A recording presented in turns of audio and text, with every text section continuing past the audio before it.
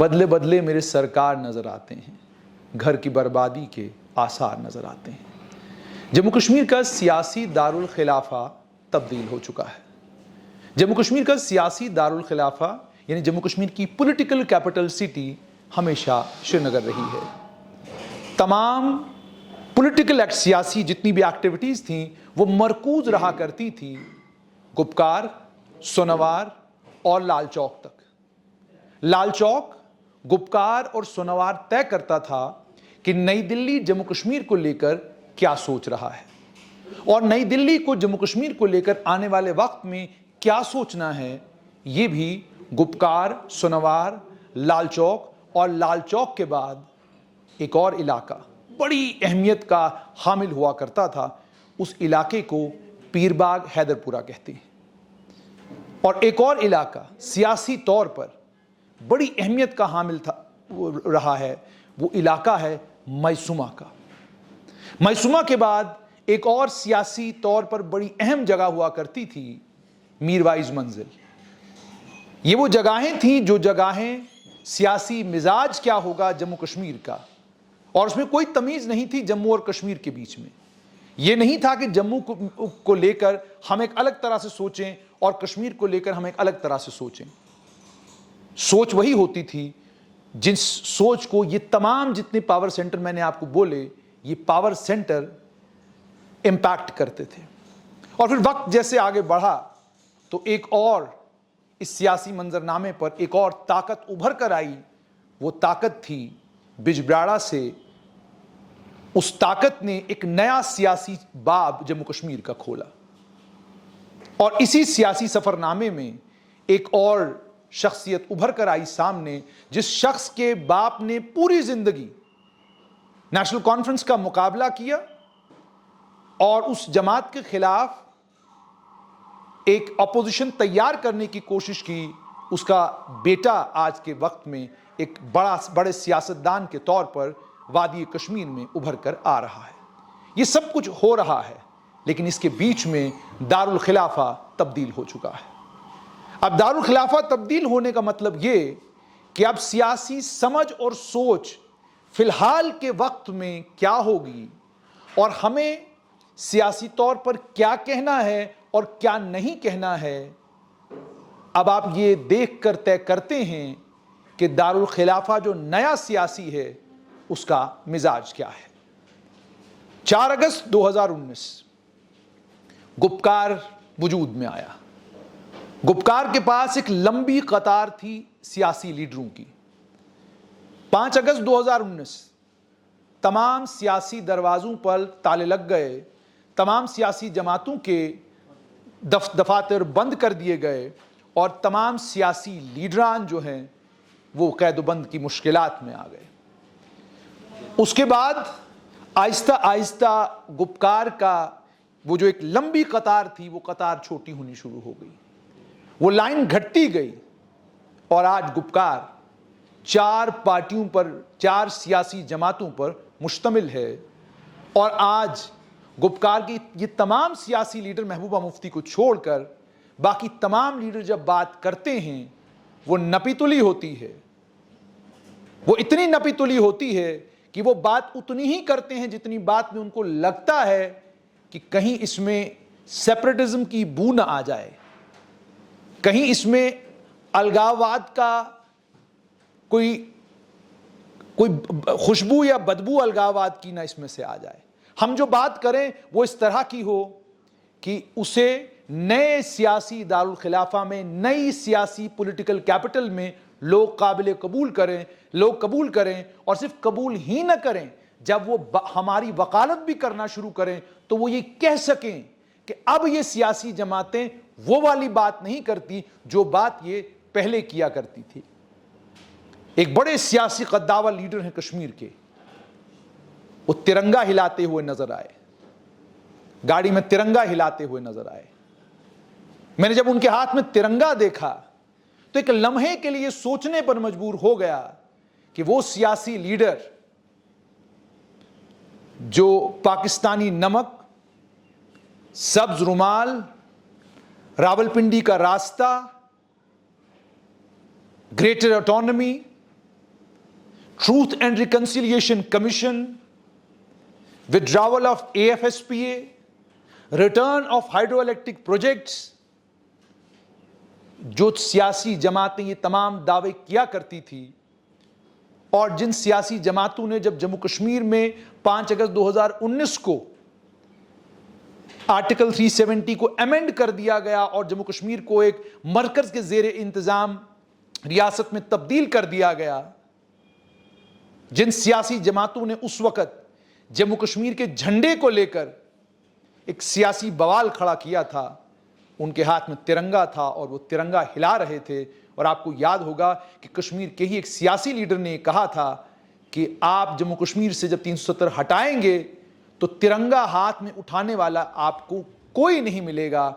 आज वक्त और हालात यहां आ पहुंचे हैं कि उसी गुपकार में जहां दाईं तरफ एक बड़ा लीडर बैठता है और बाईं तरफ एक बड़ी लीडर साहिबा बैठती हैं, उसी गुपकार का बड़ा लीडर आज हाथ में तिरंगा लेकर एक प्रोटेस्ट में शामिल होता है। और वो प्रोटेस्ट जो है, वो मुजाहिरा जो है, वो लाल चौक में नहीं हो रहा, वो मुजाहिरा गुपकार या सोनावार पर नहीं हो रहा, वो मुजाहिरा जम्मू में हो रहा है, वो उसमें शामिल हो रहे हैं। और सिर्फ इतना ही नहीं, कश्मीर से जम्मू ये सियासी लीडर पहुंचते हैं आजकल, और कोई भी बड़ा सियासी मसला हो, उस सियासी मसले पर जम्मू के लीडरान की राय क्या है, वो जम्मू के लीडरों के साथ बैठकर उनकी बात सुनकर फिर बात करते हैं। जम्मू के लीडर जो दाएं बाएं बैठे हैं, उन लीडरों के नाम भी मैं लूंगा। वो सुनील डिंपल से पूछते हैं, जो एक लंबे वक्त से Jammu West Assembly movement lead कर रहे हैं। जम्मू वेस्ट असेंबली मूवमेंट एक लंबे वक्त से वो ये लड़ाई लड़ रहे हैं। मैं नया नया जर्नलिस्ट बना था, लंबे प्रेस नोट उनके आया करते थे, लंबे वक्त से वो लड़ाई लड़ रहे हैं। और इस वक्त अगर आप कहेंगे तो जम्मू में एक हिज़्ब इख्तिलाफ की अगर एक कोई आवाज, बुलंद आवाज है, जो 370 को लेकर बात करते हैं जम्मू से, 35 को लेकर बात करते हैं जम्मू से, सुनील डिंपल है। सुनील डिंपल को डॉक्टर फारूक अब्दुल्ला सुनना चाहते हैं। डॉक्टर फारूक अब्दुल्ला, तरनजीत सिंह टोनी जो उन्हीं के पार्टी से निकलकर आम आदमी पार्टी में गए हैं, डॉक्टर फारूक अब्दुल्ला उनको सुनना चाहते हैं।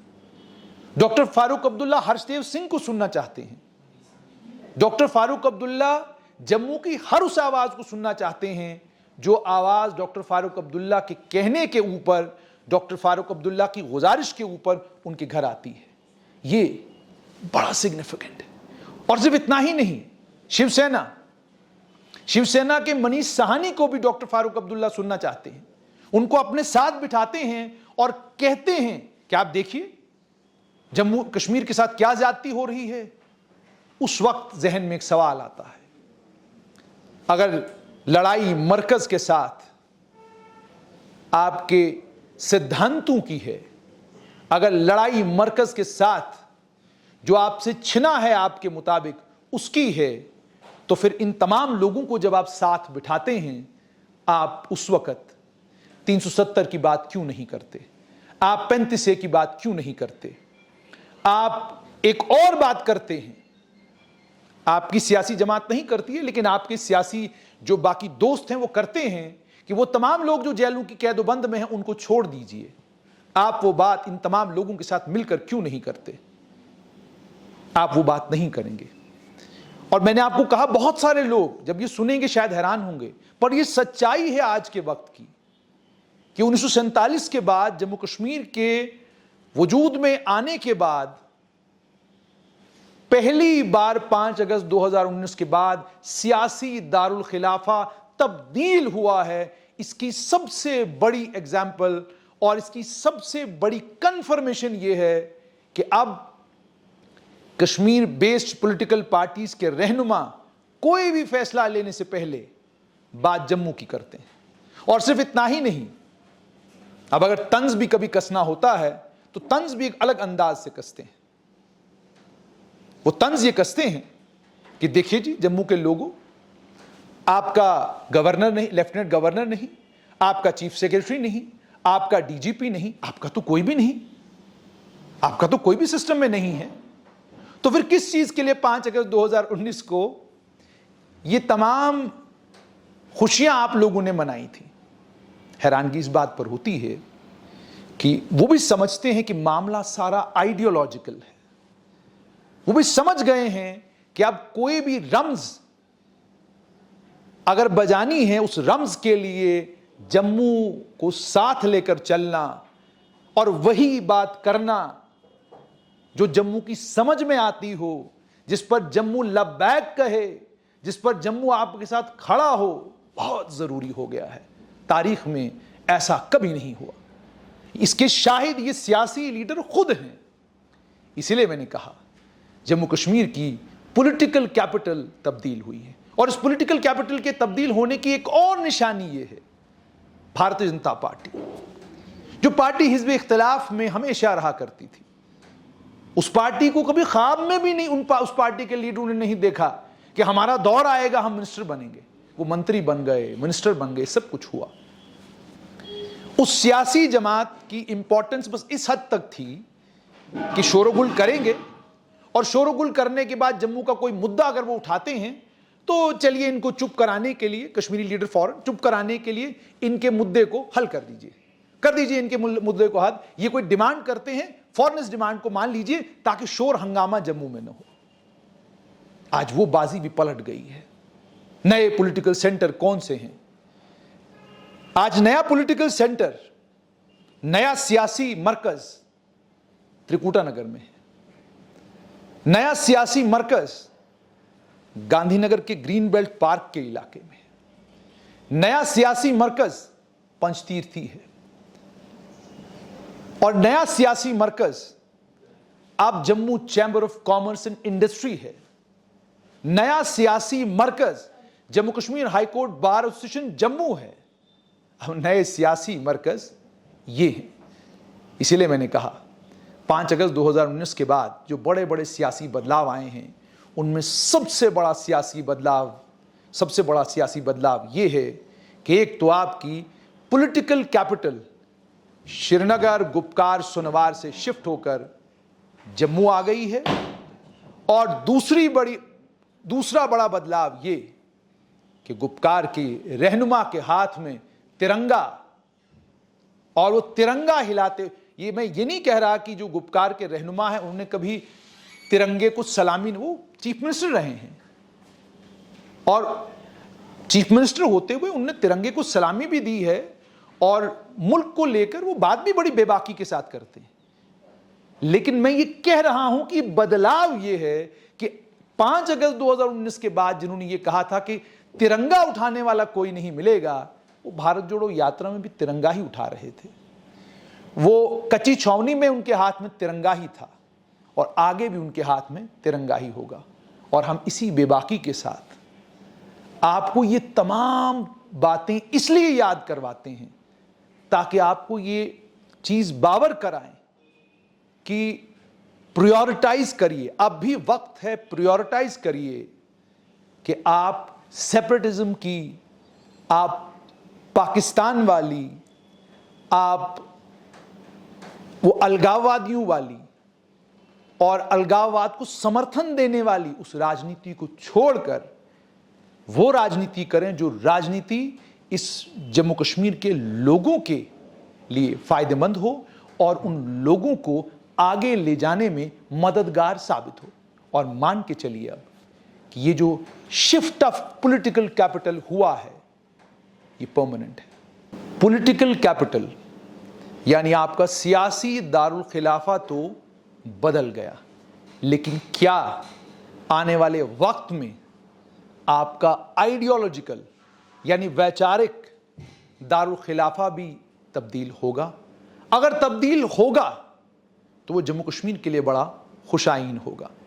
लेकिन एक बात तो बिल्कुल पक्की है कि सबको समझ आ रहा है, आने वाले कल में जो भी हुकूमत जम्मू कश्मीर में बनेगी, और ये वैसे भी समझ आ गया था 2008 के बाद, जो भी हुकूमत जम्मू कश्मीर में बनेगी वो हुकूमत जम्मू के